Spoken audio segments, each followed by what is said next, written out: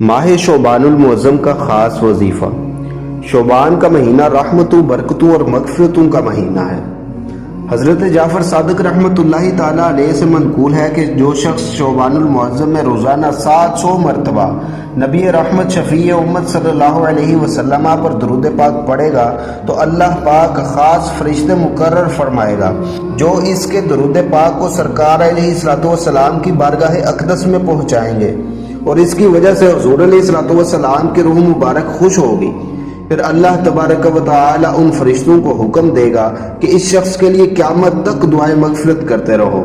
वजीफ़े का तरीका समाअत फरमा लीजिए। बहुत ही आसान वजीफ़ा बता रहा हूँ, लेकिन ये वजीफ़ा बहुत ही पावरफुल है। इस अमल से आपको ऐसे फ़यूज़ व बरक़ात हासिल होंगे कि आप खुद हैरान हो जाएंगे। अल्लाह करीम की रहमतें आप पर बारिश की तरह बरसेंगी, आपके सारे काम संवर जाएंगे।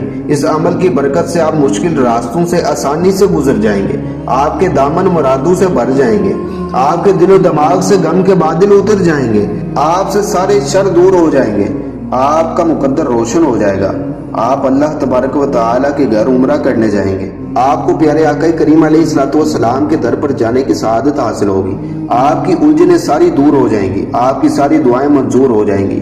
अता होगी आपको अल्लाह की रहमत और दोनों जहानों की हर एक नेमत। राजी हो जाएगा आपसे रब्बे गफूर और अल्लाह के लाडले प्यारे हबीब। बस ये आसान अमल इस महीने में रोजाना करना जरूर है। अमल का तरीका नोट फरमा लीजिए।